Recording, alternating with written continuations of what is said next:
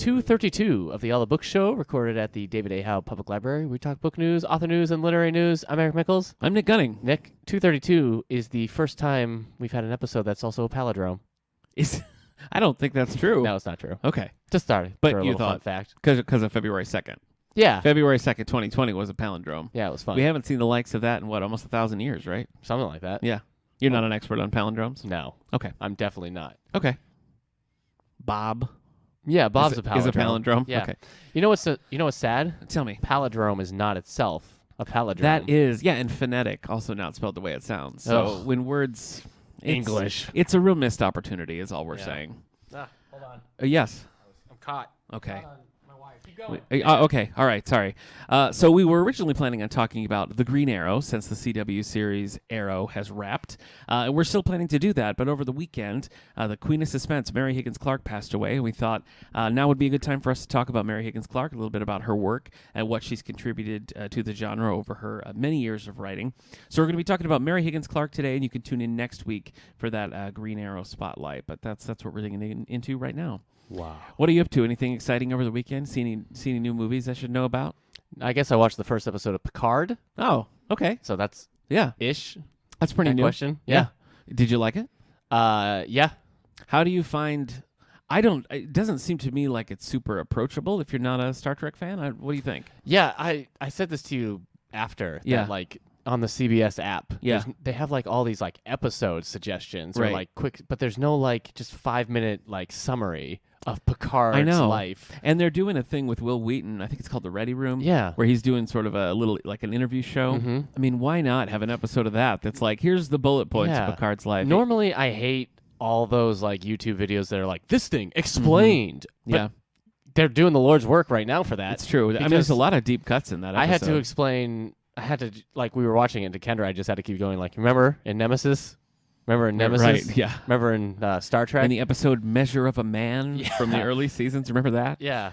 And, yes. So, but, like, she was like, no. I'm like, because Data, he died in Nemesis. I guess And maybe that's not super relevant. If you don't know Mm-hmm. those things intimately, maybe you could still enjoy Picard. Right. It's hard to say. Yeah. You know? No, I mean, she enjoyed Picard. Yeah. It's just one of those things where She's they're also like, in love with Patrick Stewart. That's We don't have true. to get personal, but it's just one of those things where it's like, they're, like you said, it's deep cuts. Yeah. That you definitely... which I mean, as a longtime fan, Yeah. I appreciate them. But I thought you you know. would appreciate just how much of Star Trek Nemesis is being That's true. Used. That's true. There's no sweeping under the rug No. there. I'm surprised Tom Hardy didn't show up, frankly. So- more on Picard and Star Yeah. Trek The Next Generation, just go a few episodes back to episode 230, Picard and Star Trek The Next Generation. We also have a handy-dandy Star Trek playlist Oh, if you're yeah. just here So for Star much. Trek. all the time. Like me, that's why I'm here. So we still need to watch the second episode. Okay. We spent most of the weekend finishing season 3 of The Flash. I know, you're so behind. That's I how know. behind we are. My wife So- and I are currently in season 5 of The Flash.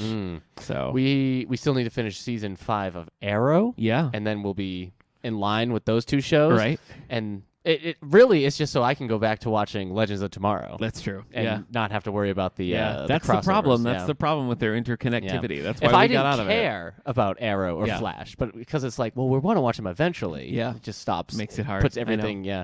I mean, I guess I could just watch Black Lightning, but I still don't trust them that those things will never not cross over. Yeah. Well, because that's what they said about Supergirl. right. And I mean, Batwoman came out of a spin-off. Right. It's just Yeah. it's all. It's true. You can't trust them. I am, not that this is a CW Arrowverse spotlight, Uh-huh. but I'm caught up in Legends, Uh-huh. Batwoman, and I caught up in time to finish Arrow. Nice. But I'm maybe like a season behind on both Supergirl and Flash.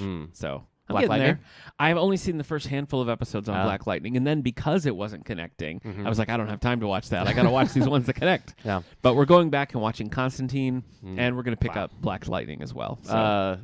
You know, I watched Constantine day one. I do know that. I was there. And listen, that's really going to pay off for you because Yeah. a lot of the stuff that happens in the Constantine pilot, I mean, they use that footage in Legends of Tomorrow. Like, it becomes important. So. I was probably one of 5 people watching. I think that's true. Constantine Yeah. on air. You look while at the it was Nielsen happening. ratings, it's like Yeah. Eric Mickles and 4 other Yep. people. Yeah, so like the very last episode, I was like, boy, I can't wait for season 2. Yeah. It was me and still like had another to person wait. was like, "Did you watch Yeah. it?"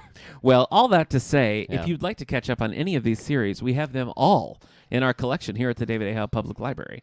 So Yeah. stop in and check out Black Lightning, Constantine, Arrow, Supergirl, Flash, The Atom, Legends of Tomorrow. Yeah. Yes. Yep.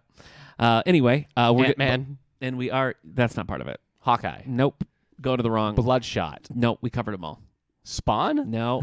That Vixen show. Vixen, and the Ray. show. But yeah. again, we're not talking about the CW's Arrowverse, but we are going to be talking about Green Arrow next week. All right, let's get into the old bookmark. All right.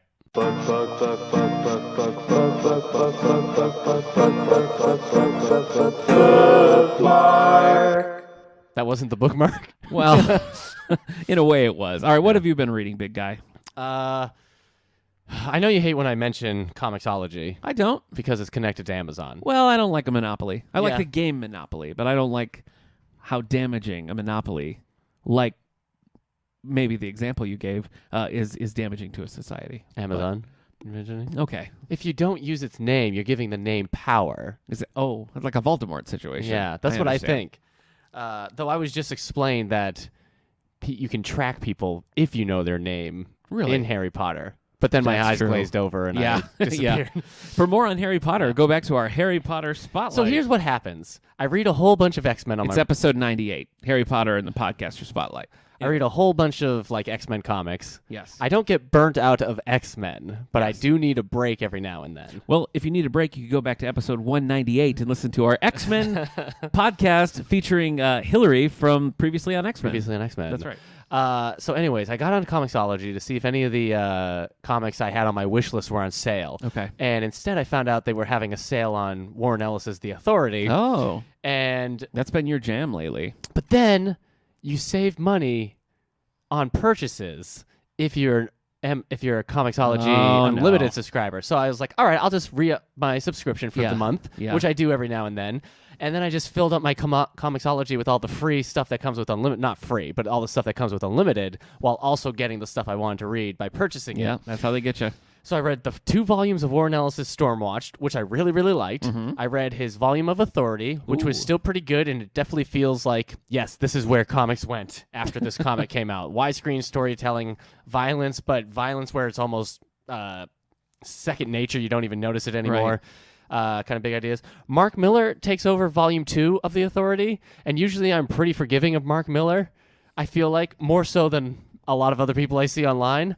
But boy, I know this is like 2001 Mark Miller, Yeah. but it's just so dumb. Yeah. It's just like, I guess maybe as I'm getting older, the shock value doesn't matter anymore. And like his sense of humor just doesn't do anything for me at all. And it's just kind of like, boy, yeah, you sure made that villain use the N-word. Congratulations. Wow. He's a supervillain. That's how they would talk. But it's like, that's not what I want to read. It's just all this, do you remember how the Hulks are like inbred in Old Man Logan? Yes. That type of humor has been in Mark Millar's repertoire since the beginning. And it's right in here during The Authority Volume 2. Anyway, I much preferred Stormwatch because it was more like 90s colorful comics action and whatnot. But anyway, Okay. I read New Kid. This isn't on Comixology. Oh, yeah. It won the Newbery. The Newbery. First graphic Yeah. novel to win the Newbery. You want to review it? I didn't particularly like it. You No, hated it. Well, yes, I didn't really like it. Yeah. It didn't. Yes. Well, what? I mean, you're the children's librarian. I mean, you're the youth librarian. So, how do you feel about it? I liked it a lot. I thought it was funny.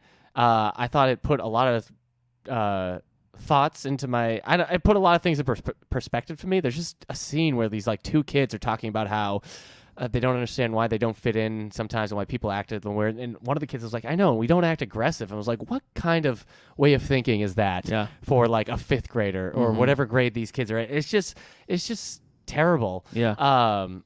And it just kind of shows how like, I don't know, all the ways that racism like plays in even when you don't realize it. Yeah. And yeah, I liked it. Good. So- But I mean, I felt like the topic and the issues that it's addressing are really important, and to see those, in places, like a graphic novel for this age, I think is of, the utmost importance. I just didn't feel like this book handled it particularly well, and I know you didn't have a problem with all the dated chapter references, but I just thought like no kid is gonna get these. And even within the story, it was like Barney and the Muppets. I don't know. I don't know if like I don't know. 12-year-olds are gonna get a Mad Men reference. I don't think so. You're weirdly hung up on like the chapter breaks being well, like I mean, it was a Chinatown there's reference. a lot of them. It And they were 12 all chapters things that like nobody would ever recognize. I don't know. It didn't gel for me. I've liked other ones in that age range before, but this one I didn't particularly like. But I'm glad you did. What else did I then read? All right, back to Comixology. Yes. I read Batman and the Flash, The Button. Oh. What a stupid title. I'm almost there. I mean, it's just, I guess I can't spoil it for you then. Yeah. Anyway, I thought I was doing This it in is the right like order. sort of connecting with Watchmen. That's that. I mean, Yes. that's the Yes, it's the button from Watchmen. right. The comedian's button. The Flash and Batman and kind of pulls into Flashpoint. Okay. I also read Convergence. Have you read this one? No. By Jeff King?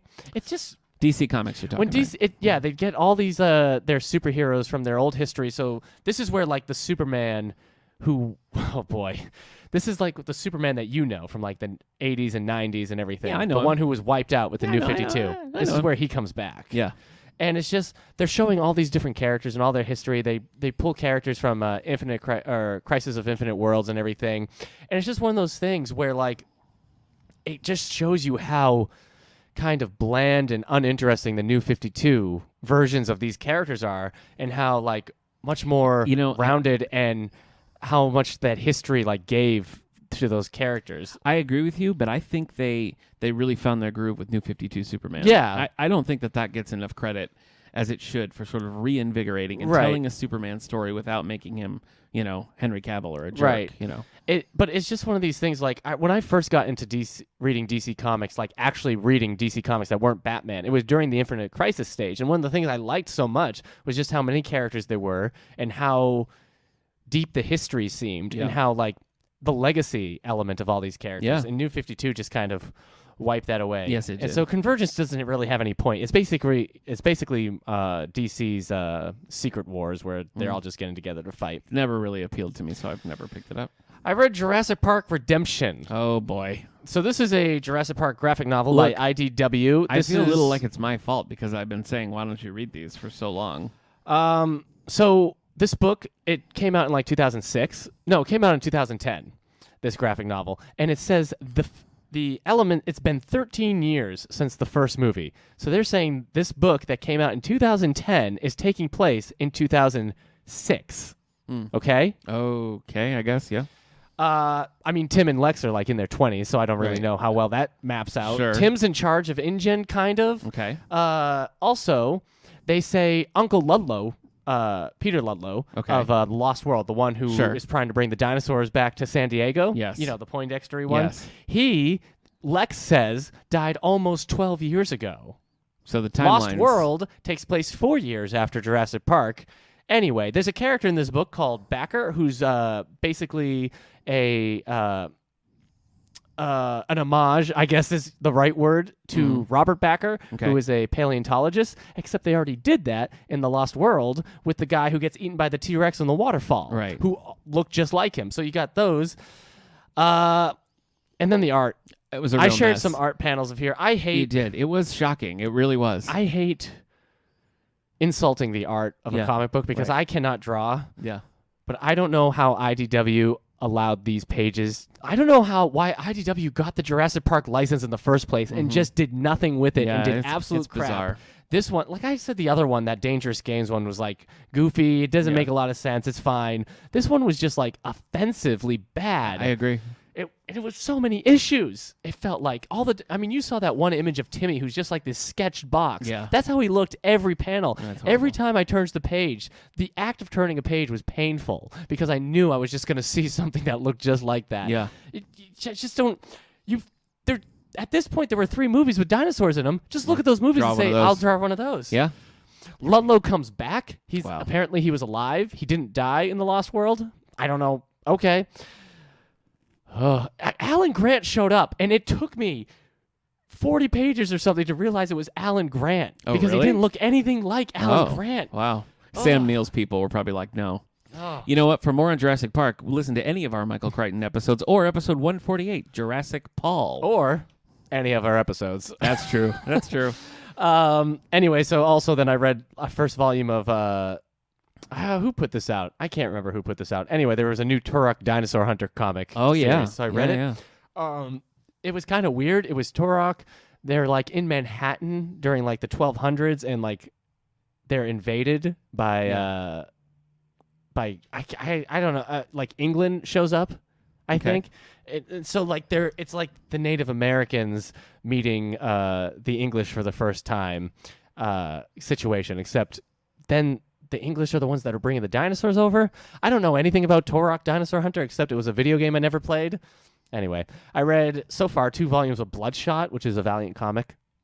You know, the Vin Diesel movie. The Vin Diesel movie is coming out in March. So we have one of these in our collection as well. 5 of these volumes are included on the Comixology thing. So I was like, I'll start reading this. So I read the first 2. It's fun. All the like 90s ones with that and like Shadow Man, they're on there, but they're not collected. So I'd have to borrow them issue by issue by issue. But they're also there. So I read Green Arrow, the Longbow Hunters, because as far as I knew, Nick, this was a Green Arrow spotlight episode. I know. I liked it. It was I liked the art and everything, and there were some callbacks that not callbacks. There were things that happened here that happened in later Green Arrow comics that I had read. And now read you appreciate them a little bit more. And then today I was like, I got to get back to some X-Men stuff, though it's hard because technically I only have a month of Comixology to like read all all the stuff. You should take some time off and just sit on your couch, go through all that. So I read Jean Grey Volume 2, Final Fight, which meant I also had to read Phoenix Resurrection, The Return of Jean Grey. You always yell at me when I have a long bookmark. Yeah, sorry. That's all right. I don't know. Jean Grey, the original Jean Grey is back now. Here's the thing. Jean Grey died back in the 80s. Like episode 198, our X-Men Spotlight. For she dies in the 80s in Chris Claremont's Dark Phoenix, John Byrne and Chris Claremont's Dark Phoenix arc. Okay. And then she was brought back in a Fantastic Four thing and was told it was a Phoenix Force and not Jean herself. Anyway, that was like a 6-year period between her death. And Marvel did not stop reprinting like that story and all these things. So in some ways, Jean was not gone that long. Jean Grey later died in Grant Morrison's run in I guess it was 2003. And they brought her back in 2017. It's just one of these things that's like, there are people who started reading comics and they've never known a living Jean Grey. And it just kind of comes across as like, I don't know who this is for. Right. I don't know how many real Jean Grey fans there are that are clamoring for her back. Maybe there's tons. I know I'm not one who's personally invested in that. I like the Teenage Jean Grey comic series that was now canceled because they brought her back. But it's just one of those things where it's like, I started reading comics in 2000. So it's just one of those, I'm now more familiar with the X-Men when Jean Grey is not alive. Right, yeah. So I don't know. It's just kind of pointless, and she's back, and all the X-Men are like, whoa, she's back. And I'm like, I don't care. I'm tired of Phoenix stories. Yeah. I mean, these aren't complaints that are new or anything, but That's true. It wasn't good. And there was I think it was Greg Pak. No, that doesn't sound right. Who was it? Hold on. Greg Pak worked a lot with our friend Fred Van Lente. That's true. Who we interviewed a while back here on the podcast. Why am I thinking of Greg Pak? I don't know. I think Greg Pak wrote Bloodshot. Okay. Or maybe he wrote Turok Dinosaur Hunter. Here it is. It was Greg Pak. Wow. Greg Pak wrote X-Men Phoenix End Song, which was just kind of this the spirit of Jean Grey was there and haunting them and everything. And I loved that comic when I first read it. It got me teary-eyed. Ooh. And but she stayed dead and everything. It was a good way of dealing with the Phoenix and honoring all that stuff. Whereas this Phoenix Resurrection thing was just, I don't know. It's just a waste of time. It's so annoying. I don't know if you agree with this, but in comics, when they want to do a status quo, because of continuity, they have to then tell a story to get to the status quo. And I'm so sick of those stories. Yeah. It's I wish they could just flip the switch and then it's just Jean's alive again. Right. And there's no 5-issue slog to get to that thing. I'm reading I Am Still Alive as well. I barely am after that bookmark. Oh my goodness. What's I'm Still Alive? It's a new book one that we did a while back. It's not so new anymore. Well, no, I know. Kate Alice Marshall. Yeah. Okay. All right. Well, that sounds productive. Sounds like you had a productive week. I guess. Does that mean? Yeah. Yeah. Okay. I was planning to read Tahanu by Ursula K. Le Guin. Oh, right, But then yeah. I was like, I'll read some Wildstorm, and Yeah. that just took over all my free It reading happens. time. It happens. Well, I mean, I can relate because I've read a lot of Green Arrow. Ugh. I was, Can you please hurry up? This I was is a Mary boning up. Higgins Clark I was spotlight. boning up on Green Arrow for our spotlight, you know, Uh-huh. and I did not intend to just keep reading it, but after Longbow Hunters, which I had read Longbow Hunters many years ago, but I reread it now for this and really enjoyed it much more this time. I started reading the Mike Grell's run, and I'm just loving it. And I hit this part where I get to issue 25, and it jumps to issue 80 on the DC app.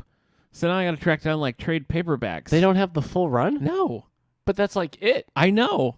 It's crazy. Weird. And then it comes back with like issue 80 through about 100, and then it has a few crossovers. Like it's weird. But it was I don't- canceled after 80 issues. No, not technically. Like Mike Grell's run stops, and then it continued. The numbering continues with a different creative team. Oh.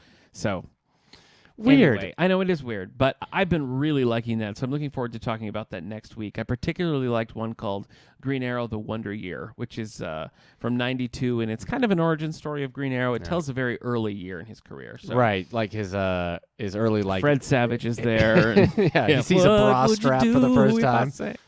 I also read a book called Family Tree by Susan Wiggs. So we mentioned a few times before that Susan Wiggs is our big author visit for the year. She's going to be coming at the end of April for National Library Week. This was a book, Family Tree is what it's called. It's about this woman who is a big successful TV producer, and then she walks through a construction zone and something falls on her head, and she's in a coma. And so then the action splits between her sort of emerging from this coma, reconnecting with her family and her high school sweetheart, and it splits its time between like post-coma and the early days when she and this guy Fletcher were like first a couple and their paths diverging and all that. I was always really into the flashback sequences and not so much into the post-coma stuff. So like I think I probably would have preferred just a linear story, but you know, overall I enjoyed it. The Goodbye Quilt is a Susan Wiggs book that I read last year, and I really liked that one a lot. I thought that was really solid. This one was, you know, this was an average. This was a decent read. I already mentioned all the Green Arrows, so I'm not gonna. I just joined Decent Reads. It's an online community where Really? you just talk about books that You're are like, only eh, 3 stars. It's fine. Yeah. Speaking of books that are only just fine, my book club read Star Trek Into Darkness by our friend Alan Dean Foster, and it was fine. But I've got to say, the standout thing for this was the audiobook, which was read by Alice Eve, who plays Carol Marcus in the film. It is the worst audiobook I've ever heard in my life. Take that, Alice Eve. She's a lovely actress, and she did a nice job in that movie. And anytime she's just narrating, it's fine. But trying to hide her accent and do these like long scenes of dialogue was excruciating. So I had to stop. I had to just get a print copy of the book because I couldn't handle it anymore. She was in Men in Black 3? Really? Oh. Oh, I don't remember that. I'm currently reading The Enterprise War, and I'm just not liking it. It's supposed to be set sort of pre-Discovery, where you see Pike and Spock on the Enterprise, and it's not doing it for me. So I was gonna quit, but all the Goodreads reviews are like, "Oh, the second half is so much better," and like a lot of 4 and 5 stars. So I feel like I have to force myself to push through. So I'm reading that, and I'm still kind of going through some different eras of Green Arrow because now I'm on a Green Arrow kick. So that's it for me. My favorite Green Arrow is Hal Jordan. No, no, but he does. Hal makes some cool cameos in Mike Grell's run. Yeah. It's always fun when he pops up. All right. Shall we move it on to some book news? Sure. Okay. Oh, do you have any? Oh, sure. Well, February is Black History Month, as you know, so we've got some programming coming up, including a visit from Dr. Phil Richards from Colgate University, who's going to be talking about our Revisiting the Foundation era slate of programming. So we're looking forward to that. It's the end of February. We'll get dates out for that, so you can be aware of that. But Barnes & Noble has a list on their new and notable, some suggestions to celebrate Black history and voices. So I'm just going to share a couple of these new items. Most of these are in the system here.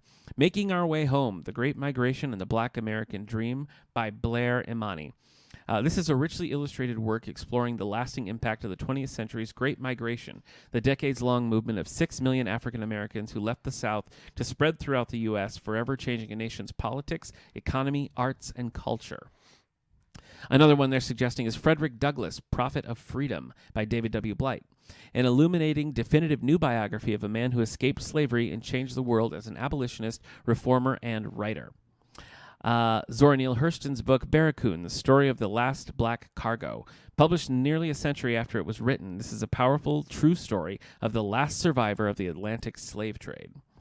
And finally, Breath, A Letter to My Sons by Imani Perry. An African-American scholar and historian writes to her sons of the joys, sorrows, struggles, and triumphs of growing up black in modern America. So take a peek at any of those books and stop in here to the library and check out our, we got a couple of displays up with a lot of interesting books and movies and audiobooks and that sort of thing. So stop in.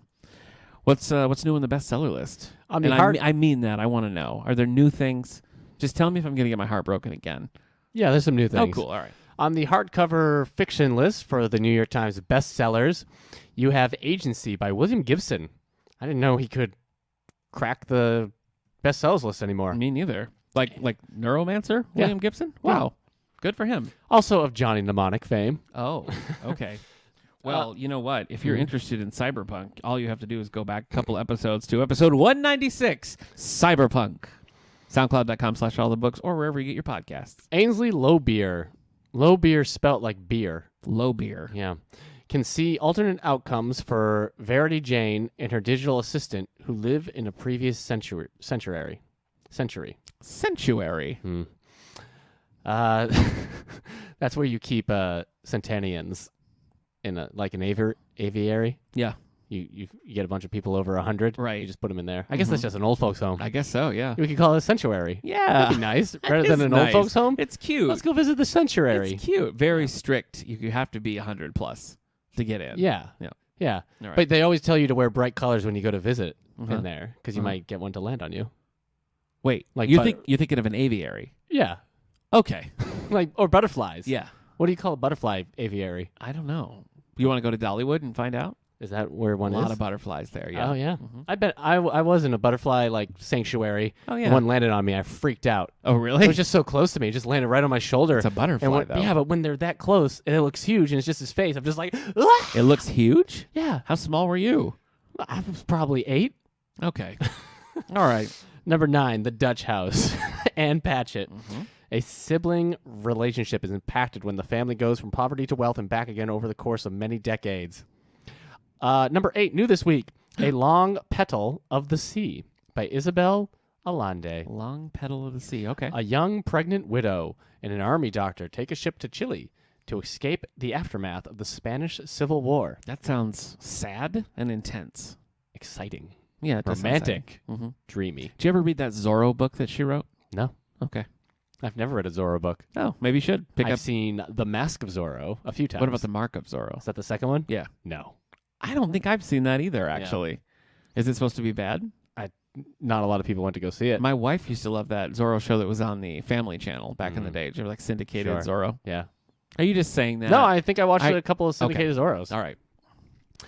Number 7. There was supposed to be this post-apocalyptic Zorro movie that I was weirdly into. It never happened. But it didn't happen. Yeah. Oh, that's sad. Number 7, The Guardians by John Grisham. Cullen Post, a lawyer and Episcopal minister, joins the Guardians of the Galaxy to find a rogue Drax the Destroyer. Wait a minute. Whose artificial conditioning has gone haywire. Throughout, they meet a new character named Nova, whose power might have more behind it than they expect. No, there's a lot about the Guardians of the Galaxy. Yeah. There, so. The Cullen Post antagonizes some ruthless killers who take on a wrongful conviction case. Which one would you rather read? Probably the Guardians of the Galaxy one. Thank you. Man, yeah, there you go, Marvel. Number 6, Silent Patient by Alex McKillides. Boy, you know what? I'm seeing all this stuff about this post-apocalyptic Zorro. It's been going on for quite a while. Yes, I know. I don't think it's officially dead, though. Yeah. Seems like it's still makes sense in the mix. Because Z is the last letter of the alphabet. Yeah. And so it'd be the end. Wow. Yeah. This thing has a rich history of not getting made. Yeah. For the Green Arrow spotlight, remember that we need to talk about the lockup one. Okay. What's it called? Supermax. Supermax. Yeah, we got to talk about Supermax. Yeah, okay. Theo Faber locks into the mystery of a famous painter who stopped speaking after shooting her husband. Dear Edward by Anne Napolitano. A 12-year-old boy tries to start over after becoming the sole survivor of a plane crash in which he lost his immediate family. He later grows up to be Jeff Bridges. Oh, wow. And stars in the movie Fearless, Iron Man. in which he is the sole survivor of a plane. Okay. I've never seen it. It's by Peter Ware. Oh, sounds interesting. I want to see it, but it's never streaming anywhere. Shall we watch it together? Fearless? Yeah. I don't know. You don't Do you think like so? Peter Ware? I don't know. Oh. How'd you like The Truman Show? I like Peter Weller. The Truman Show, I'm underwhelmed by. Yeah, I don't think we'd have a good time watching a Peter Ware film. You love Truman Show? I like it a lot, yeah. Okay, yeah. Did you like Gallipoli? Never saw it. Oh, I don't think we're Okay. All right. That's fine. Did you ever see the Way Back? Not the Way Back. The Way Back. No, I Ed saw Harris. I saw the way back. They're escaping Germany by walking to Wow. India. Trying to find the way back. They go the way back. I get it. Okay. What's next? What else did he do? All right. Number 4, Such a Fun Age by Kylie Reed. Tumult ensures when Alex... Oh, no, wait. Yeah. Tumult ensures when Alex Chamberlain's babysitter is mistakenly accused of kidnapping her charge. Number 3, Lost by James Patterson and James O'Bourne. The new head of the FBI task force takes on a crime syndicate run by a pair of Russian nationals. Number 2, Where the Crawdads Sing. Number 2! Oh, what took it down? By Delia Owens. In a quiet town on North Carolina coast in If you say 1969, a it's young David woman who survived Baldacci- on her own. Don't tell me it's David Baldacci. Number 1, David Baldacci by David Baldacci. Darn it. No. Number 1, American Dirt by Jenny Cummings. Oh, yes. This is a very controversial title, so I'm not surprised to hear that. Yeah, the movie and everything isn't happening now.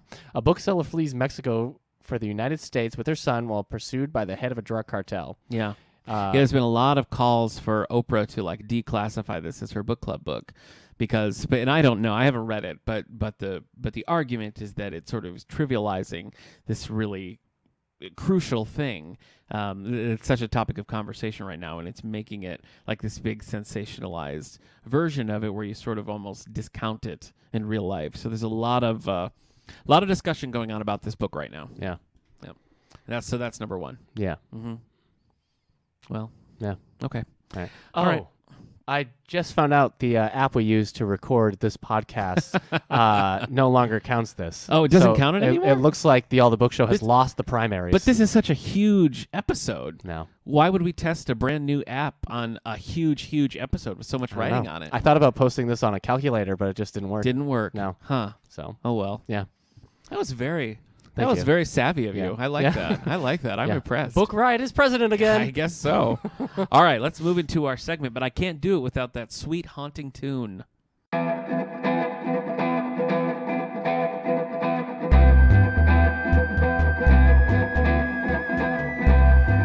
the Books presents Author Spotlight.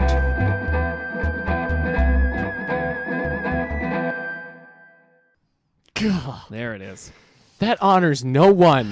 Well, as we mentioned at the top of the show, the late, great Mary Higgins Clark passed away over the weekend, January 31st, 2020, at the age of 92. Born December 24th, 1927. Oh, you hate to have a Christmas birthday. My great-grandma's birthday was December 24th, and I always felt bad because she would get a lot of, it's birthday and Christmas, and I imagine that Mary Higgins Clark got her share of that, too. So, anyway, Mary Higgins Clark has long been hailed the queen of suspense. A Halloween birthday, though. No, I don't want a birthday associated with any holiday. If your birthday was on the same day as Halloween, No, you wouldn't I want to wouldn't have like a that. birthday I Halloween wouldn't party? like that. It would stink for you if you didn't like Halloween. No. If you're like, it's too spooky for me. I'm No, terrified every birthday. I don't think I would, but honestly, I mean, when you look at Mary Higgins Clark's life, if anybody could take a bum birthday like Christmas Eve and turn it into something like a good and productive, Mary Higgins Clark could do it because a bum birthday. Yes, because I mean, she just has a fascinating life. If you ever go and look, she has a memoir called Kitchen Privileges, and her life is it's kind of surreal. A lot of loss, a lot of loss in her childhood. Her husband passed away very young, and she had to raise 5 kids on her own, and had to go out and trying to get her writing going and all that. So some really fascinating early stories about her life. This was my favorite. This is in the memoir, but she was trying to get her work going. She submitted some short stories that hadn't gone anywhere, and so as she was trying to get some ideas, she would listen in on the switchboard.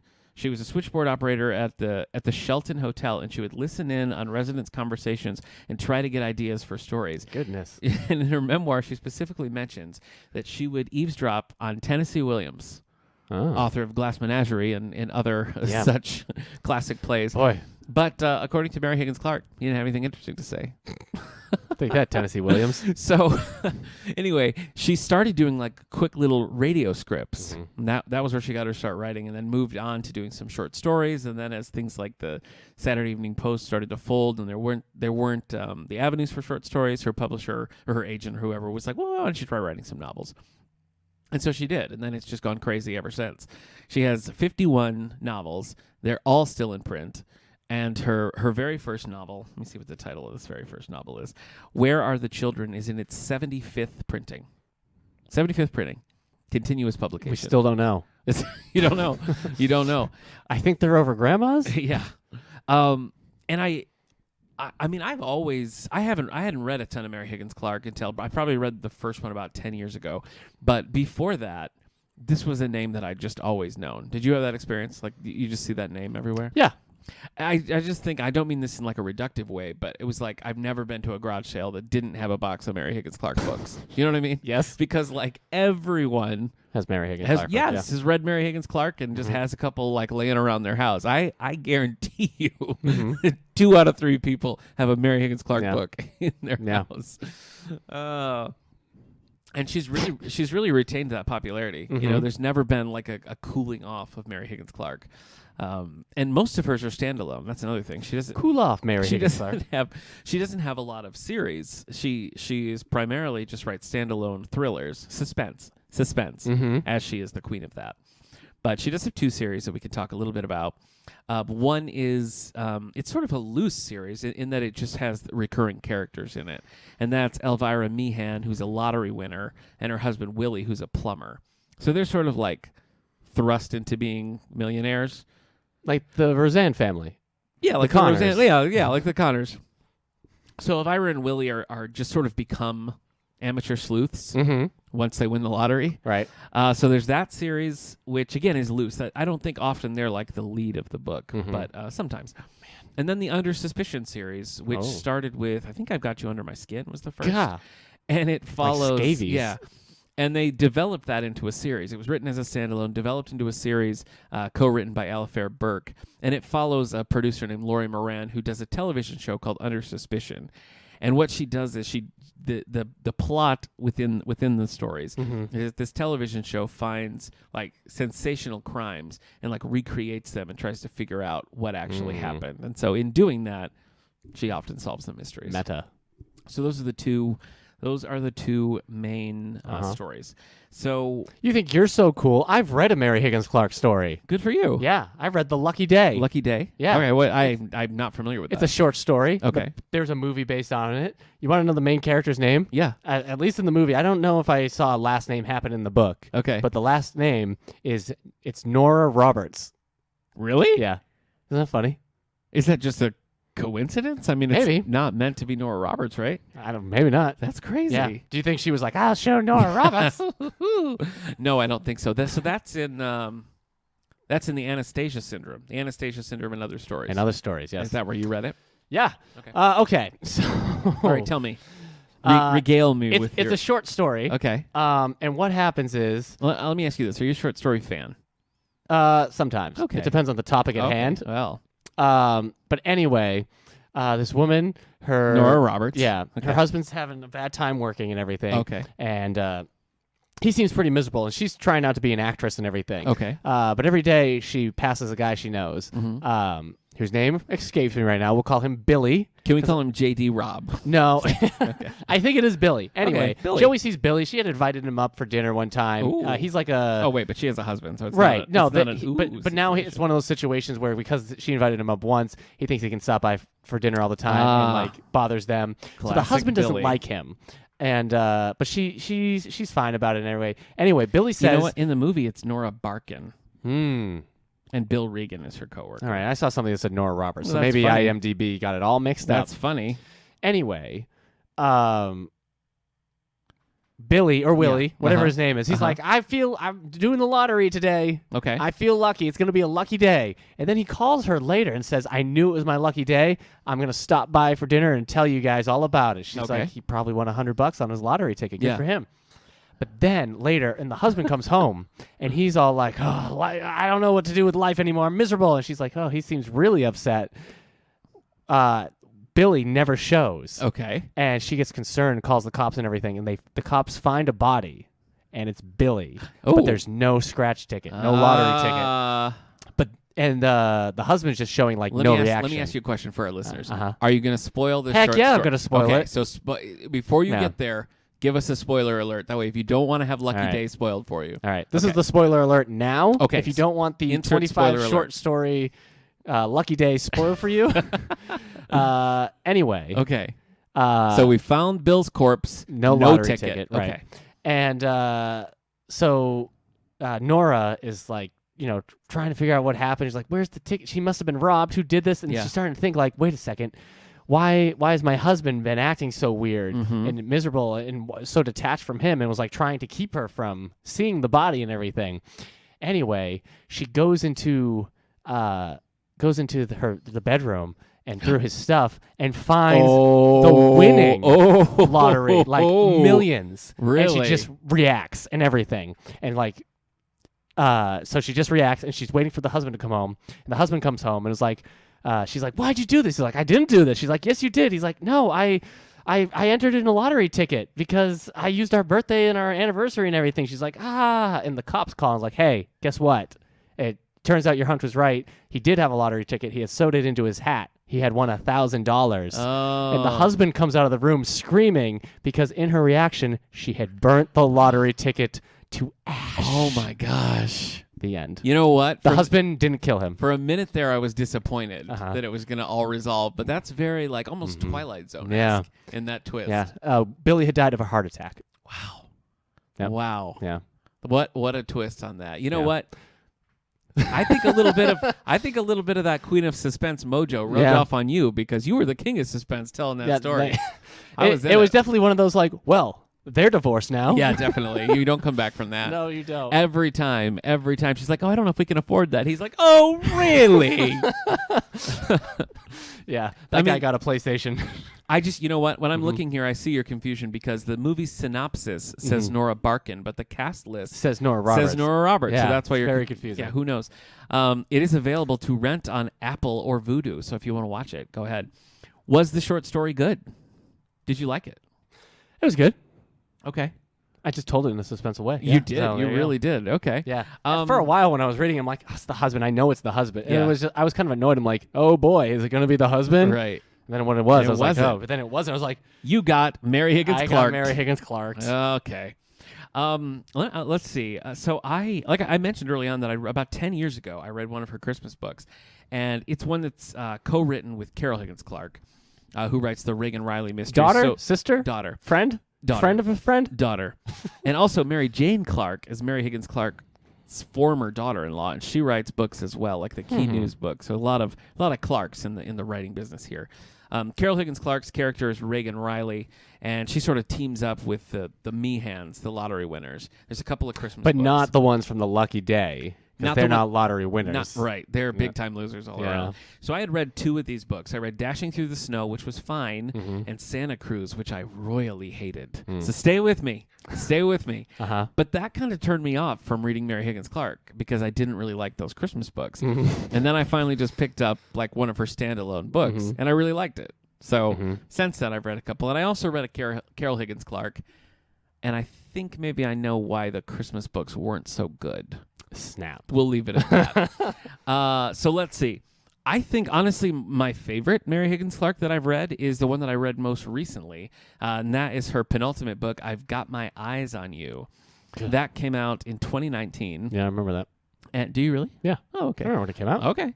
And I work at a library. I don't know. I know you when know, a Mary I Higgins just- Clark book comes I out. just really liked it. I listened to this one on audiobook, and it's just, to me, it sort of encapsulizes. Is that a word? It is. Yeah, encapsulating. What is so appealing about Mary Higgins Clark because it moves quickly. You know, it's not like a gory or anything. But it's still a really tight, like well-structured mystery, and it does keep that like suspense all the way up. So this one is about a couple comes home and finds their like 20-something daughter fully dressed in the bottom of a pool, and all sorts of things around it. And Alive? Dead. Oh. And it takes some turns that I did not see. Like it was one of those situations where I was like, I've got this. I know what this is. And then something happened and I was like, what? Right. And I realized in that moment, I'd been Mary Higgins Clark. Yeah. Because I'll tell you what, I feel like I came home and my wife had burnt my lottery ticket after reading that. Did you I just felt the pain so much. I was like, no. it is very upsetting. No. So yes, I've got my eyes on you. I really enjoyed. So that's my favorite of the ones she's read. We read some of the. Do you think that's a switchboard thing, the lottery ticket one? Like, guess what, James? It could be. It could be. She burnt my lottery ticket. That's because she was writing short stories very early in her career. So I think Lucky Day is one of the early ones. Yeah, I left her. I'm at this hotel now. Maybe that happened to Tennessee Williams. I don't know. I don't know. Yeah. But anyway, we read one of the Under Suspicion books for the book club, and we all really liked it. It was I've Got You Under My Skin is what it was called. And they're all sort of like, they have a little bit of a theme to them. Do you know I've never looked up pictures of scabies? Why would you even bring that up? I've just never done it because you keep saying under my skin. Oh, I'm sorry. I had a friend who had scabies, Don't. and he described it to me, but I never looked, and I've never looked at pictures. Yeah, that's gross. Of the Under Suspicion series, my favorite is All Dressed in White. It's just a good twist. And again, this is where they go back and recreate crimes and figure it out. So All Dressed in White, which was co-written by Elvira Burke, is really good. And I also enjoyed As Time Goes By, which does have Elvira and Willie in it. So I wish my brother was here, because my brother Steven, who's been on the podcast many a time, he went through a hardcore Mary Higgins Clark phase. Oh, really? Where he was just like pounding Mary Higgins Clark books. So he would be able to really, really fill this out for us. But let's look a little bit at some of her accomplishments in here. So many different awards. Let me mention a couple here. Okay. So this is just a few. She won the Horatio Alger Award. She won the Passionists Ethics in Literature Award. The Albert Einstein College of Medicine of Yeshiva University Spirit of Achievement Award. National Arts Club Gold Medal in Education. She was inducted into the Irish American Hall of Fame, and she was awarded the Grand Master Award from the Edgar Awards. She's also been awarded 18 honorary doctorates, including one from where she went to college, Fordham. And the Edgar Award she has a special connection to as well, because for many years now they've been giving out the Simon & Schuster Mary Higgins Clark Award, which we cover every time we do the Edgar Awards. And it's interesting. Let me tell you a little bit about the award. The winner will be selected by a special Mystery Writers Association committee for the book most closely written in the Mary Higgins Clark tradition, according to the guide set forth by Mary Higgins Clark. So this kind of sets up Mary Higgins Clark books pretty well. So this is the award criteria, but it also is sort of a benchmark for what you can expect. Right. So the protagonist is a nice young woman whose life is suddenly invaded. She's self-made and independent with primarily good family relationships. She has an interesting job. She's not looking for trouble. She's doing exactly what she should be doing, and something cuts across her bow. She solves her problem by her own courage and intelligence. The story has no on-scene violence. The story has no strong four-letter words or explicit sex scenes. And that is the Mary Higgins Clark criteria. Okay. Yeah. And so Jessica Fletcher. Yes, I was thinking exactly that, because Murder, She Wrote, often people are like, oh, Miss Marple. But I really think Murder, She Wrote is more cut in the cloth of Mary Higgins Clark, because that is Murder, She Wrote, like to a T. Yeah. Not even extreme car chases, right? Yeah, they even cut out car chases? There's no car chases, yeah. Angela Lansbury was like, I don't want my character to drive a car, so I don't have to do a car chase. You don't want her like telling her driver. Yeah. Step on it. Anyway, I think that this is really smart, because Mary Higgins Clark books fill this niche that I don't think many others do. Like, if you're a fan of Mary Higgins Clark, I'm not really sure where to tell you to go. And luckily, she's got 50 plus books to read. But it's not a cozy mystery. That's the thing. It's like you have cozy mysteries where it's like, I own a muffin shop and someone got killed by a giant muffin, That's right. I'm in love with a barista next door. Cozy mystery, Right. And then you have like Girl with a Dragon Tattoo. Like, right. That's deep, a jump. Deep, Yeah, sure. dark, and Okay. everything in between. Your choice is muffin shop girl in love with the barista, or girl with the dragon tattoo. Or Stig Larsson. No, but what I'm trying to say is the Mary Higgins Clark books, I want to see those characters cross over with each other. Oh my gosh. Would you like a muffin? I would like my childhood back. Seriously. What these books do, I think, is straddle the line of like cozy mystery and more serious, like a gritty mystery, because because they're too well plotted and structured to sort of dismiss as some might a cozy mystery. I don't. I think cozy mysteries have a place, but I think that what they do is like they give you the nice tight mystery where you're genuinely like trying to figure it out and you're going along. They're very gripping and engaging, but you don't have like the graphic violence or things like that. They're they're unique in that way because they manage to do both. They're books about murder that are sort of inherently not violent, and even the people who are committing murders, it's like she does this good job of rounding things out really well, so you have this clear picture, and the books can be engaging and exciting without, being graphic and like adults only kind of books. So she found her niche, and I mean, she just never lost her touch, which I think is really impressive. And the sales have been right there all along. As I said in the beginning, there's never really been a dip. So I'm a fan, and I know that we have a lot of fans here in the library, and it's definitely something that I think her passing sort of puts a spotlight on, like who's gonna pick up that mantle, like who's gonna take this genre and really run with it, because I know that she's inspired a lot of authors, and a lot of authors have really looked up to her and seen her as sort of a benchmark of like if someday. I wanted to share something that one of our past podcast guests, Wendy Corsi Staub, had to say about Mary Higgins Clark. So this is our friend Wendy Corsi Staub. She says, "Rest in peace, dear Mary Higgins Clark, one of the most inspiring and kindest women I've ever known. What an astounding feat to have become a published novelist as a widowed young mother.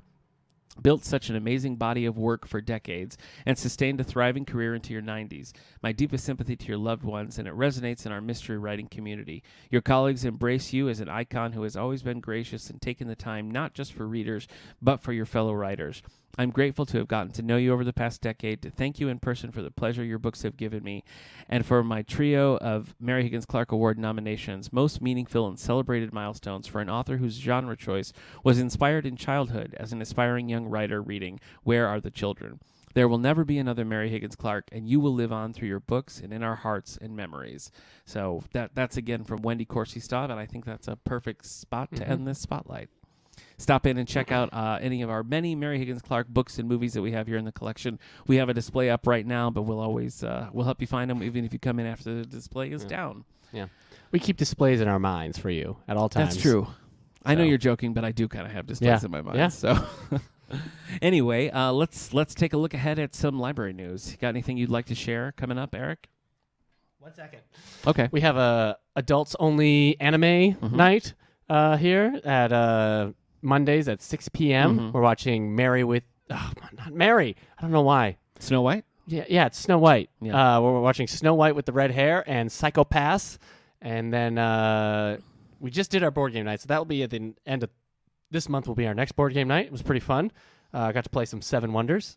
I like that game, yeah. And it was funny because there were some new people there, so the person explaining the rules of Seven Wonders was like, so we'll just explain it to you, and at the end I was like, I'm very glad he did that.